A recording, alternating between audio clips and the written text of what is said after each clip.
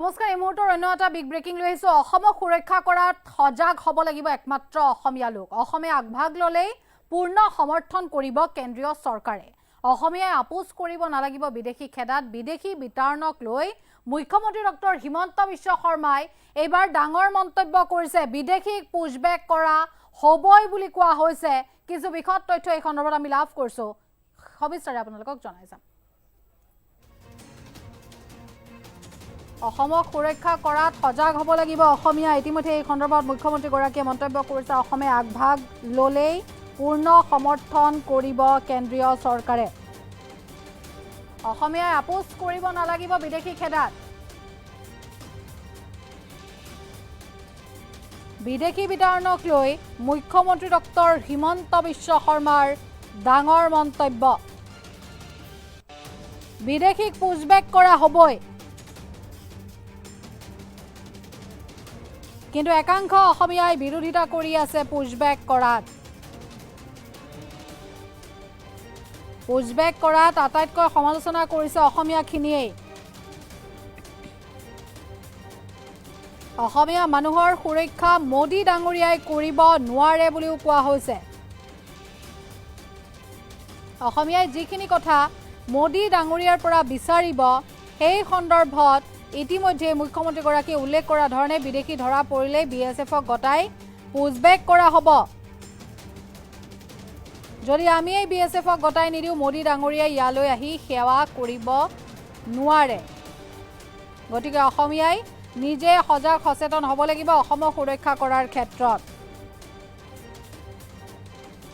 গুজৰাটত থকা গোটেইখিনি বিদেশী খেদি পঠিয়ালে মোদী ডাঙৰীয়াই তাত কিন্তু এখনো পিআইএল নহল অসমত সদায় কেছ খেলিবলগীয়া হৈছে কেছ কৰা মানুহখিনিও অসমীয়া উকিলজনো অসমীয়া অসমক সুৰক্ষা কৰাত সজাগ হ'ব লাগিব অসমীয়া লোক একাংশ অসমীয়াই বিৰোধিতা কৰি আছে বিদেশীক পুশবেক কৰা হ'বই অসমে আগভাগ ল'লেই কেন্দ্ৰীয় চৰকাৰে পূৰ্ণ সমৰ্থন কৰিব অসমীয়াই আপোচ কৰিব নালাগিব বিদেশী খেদাত বিদেশী বিতাৰণক লৈ মুখ্যমন্ত্ৰী ডক্টৰ হিমন্ত বিশ্ব শৰ্মাৰ এইবাৰ ডাঙৰ মন্তব্য বিদেশী পুশবেক কৰা হ'বই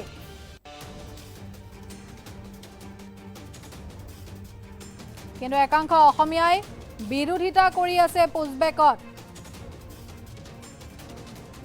আৰু পুশবেক কৰাত আটাইতকৈ সমালোচনা অসমীয়াখিনিয়ে কৰিছে এই সন্দৰ্ভত মুখ্যমন্ত্ৰীগৰাকীৰ সেই মন্তব্য আমি ইতিমধ্যে লাভ কৰিছোঁ আগবঢ়াইছোঁ মই আগতে কৈছোঁ যে আজি অসমীয়া মানুহৰ সুৰক্ষাৰ ক্ষেত্ৰত অসমীয়া লোকসকল যদি নিজে জাগ্ৰত হয় তেতিয়া মোদী ডাঙৰীয়াৰ সহায়ত কোনো অসুবিধা নাই সমস্যাটো হৈছে অসমীয়া মানুহখিনিয়ে কম্প্ৰমাইজ কৰিব নালাগে যিটো আমাৰ চিন্তা যে আমি সুৰক্ষিত হৈ থাকিব লাগে সেই সুৰক্ষিত হৈ থকাৰ ক্ষেত্ৰত অসমীয়া মানুহৰ নন কম্প্ৰমাইজিং যদি সিচুৱেশ্যন থাকে আমাক সকলোৱে সহায় কৰিব কিন্তু যেতিয়া আমাৰ কম্প্ৰমাইজিং পজিশ্যন থাকে মোদী ডাঙৰীয়াই আমাক কৈছে যে পুশবেক কৰক অসমীয়াই কৈছে কিয় পুশবেক কৰি আছে আটাইতকৈ সমালোচনাটো অসমীয়া মানুহে কৰি আছে কংগ্ৰেছ হওক বিজেপি হওক বেলেগ কথা গতিকে অসমীয়া মানুহৰ সুৰক্ষা মোদী ডাঙৰীয়াই সুৰক্ষিত কৰিব নোৱাৰে অসমীয়াই যিখিনি কথা মোদী ডাঙৰীয়াৰ পৰা বিচাৰিব যে বিদেশী আছে আমি বিএছএফক গতাই দিছো বিএছএফে পুশবেক কৰি দিব কিন্তু যদি আমিয়ে বিএছএফক গতাই নিদিওঁ মোদী ডাঙৰীয়াইটো আহি ইয়াৰ পৰা ল'ব নোৱাৰে গতিকে অসমীয়া মানুহে নিজে সুৰক্ষিত কৰাৰ চিন্তাটো যেতিয়া নন কম্প্ৰমাইজিং পজিশ্যনত থাকিব বিজেপি আইডিঅলজিকেলি আমাৰ লগত থাকিব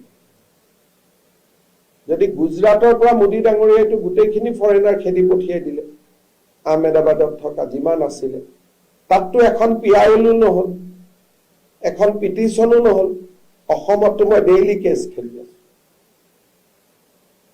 আৰু কেছ কৰা মানুহখিনিও অসমীয়া উকিলখিনিও অসমীয়া গতিকে আমাৰ জাতিটোৰ ভিতৰত একতা থাকিলে মোদী ডাঙৰীয়াৰ চৰকাৰখনৰ পৰা অমিত শ্বাহ ডাঙৰীয়াৰ পৰা আমি বহুত সুবিধা ল'ব পাৰোঁ যদি আমাৰ নন কম্প্ৰমাইজিং হয়। কালি আপোনালোকে বিধানসভাত দেখিলে দেৱব্ৰত শইকীয়াটো অসমীয়াই মানুহ নহয়। আটাইতকৈ বিদেশীখিনি খেদাৰ ক্ষেত্ৰত আপত্তি কোনে কৰিলে? কংগ্ৰেছ দলে কৰিলে। আৰু কংগ্ৰেছ দলৰ নেতাসকলক আটাইতকৈ বেছি স্পেচ কোনে দিয়ে? আপোনালোকে দিয়ে। টিভিৰ পৰা পেপাৰলৈকে ৰাতিপুৱা কোনখন পেপাৰে কংগ্ৰেছ দলক তীব্ৰ সমালোচনা কৰিলে প্ৰ বিদেশীৰ ষ্টেণ্ড লোৱাৰ কাৰণে? মোক কওকচোন।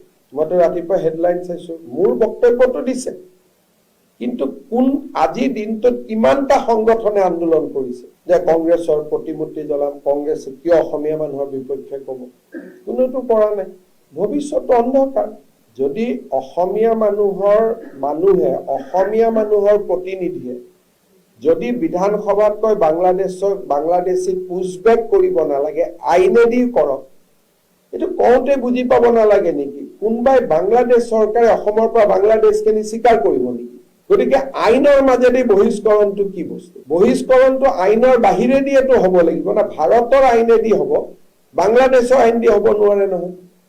বাংলাদেশে কিয় ল'ব বিদেশীখিনি? ক'ৰ পৰা খুৱাব? তেওঁলোকেতো খেদি পঠিয়াই সদায় যে ভাৰতত যা, আমি ইয়াত খুৱাবৰ কাৰণে জাগা নাই। এতিয়া আমাৰ মানুহে কয় বাংলাদেশ চৰকাৰে গ্ৰহণ কৰিব লাগে, তেনেকে বিদেশী কেতিয়াবা খেদা যাব নেকি? কালি দেৱব্ৰত শইকীয়াই কৈ আছে বিধানসভাত যে ইমিগ্ৰেণ্ট এক্সপালচন এক্টখন ইমপ্লিমেণ্ট নকৰিবৰ কাৰণে নেহেৰুৱে চিঠি লিখে। আজি আমাৰ অসমত 2895 ফেচবুক একাউণ্ট এক্টিভ হৈ আছে, যিসমূহ ক'ৰ পৰা চলি আছে? Islamabad, Dhaka, Mymensingh, Dubai, Riyadh. কিন্তু কোনজন সাংবাদিকে ৰিচাৰ্চ কৰিছে কওক?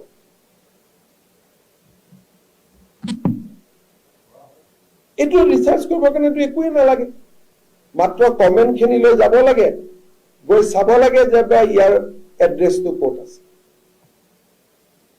মানে আমি অসমীয়া মানুহখিনিয়ে অসমৰ ওপৰত থকা যিটো শংকা বা যিটো বিপদ ঘণ্টা, তাক আমি ইগনোৰ কৰি আছো। এতিয়া মোদীয়ে আমাক কেনেকে সহায় কৰিব? আমি এইবিলাক ৰিচাৰ্চ কৰি দেখুৱালেহে মোদীয়ে আমাক সহায় কৰিব পাৰিব, ইণ্টাৰপোলত দিব পাৰিব, চাব পাৰিব।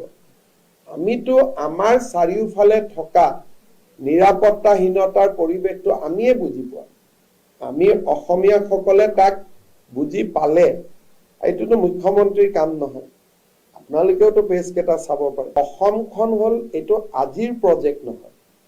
আজি 50 বছৰৰ পৰা জুলফিকৰ আলীৰ ভুট্টোৰ দিনৰ পৰা পাকিস্তানৰ লিডাৰশ্বিপৰ ষ্টেটমেণ্টত এইবোৰ অসমত প্ৰবন্ধ বহুত আছেই, যে যিহেতু অসমখনক প্ৰস্তাৱ কৰা হৈছিল যে এখন পাকিস্তানৰ লগত যাব, গোপীনাথ বৰদলৈ যাব নিদিলে, গতিকে অসমৰ প্ৰতি তেওঁলোকৰ ইণ্টাৰেষ্ট এটা স্বাধীনতাৰ দোকমোকালিতে আৰম্ভ হৈছিল, আজি নহয়। আৰু এইবিলাকতো মই কোৱা কথা ক'লে যে এনেকুৱা লাগিব কিবা মই নতুনকৈ ইনভেনশ্যন কৰিছো নেকি।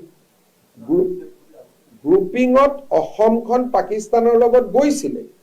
আজি যদি আপোনালোকে গম পায় যে শিলিগুৰিখন অসমৰ লগত আহিবলগীয়া আছিল, নাহিলে, অসমীয়া মানুহৰ শিলিগুৰিৰ ওপৰত ইণ্টাৰেষ্ট এটা থাকি যাব নে নাই? সদায় থাকিব।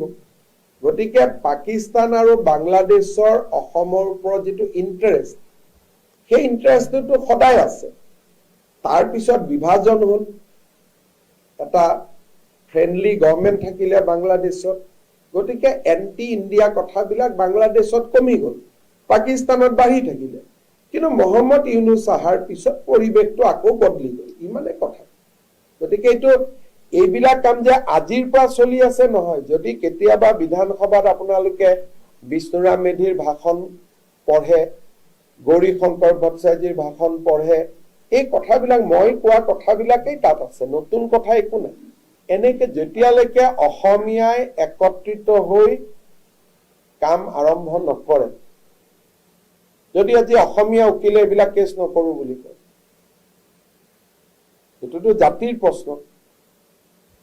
যদি অসমৰ জুডিচিয়াৰী, অসমৰ মানুহ একত্ৰিত হয়, তেতিয়াহ'লে মই এটাই ক'ব পাৰো যে মোদী ডাঙৰীয়াৰ গভৰ্ণমেণ্টৰ দিনত আমি বহুত কাম কৰিব পাৰো।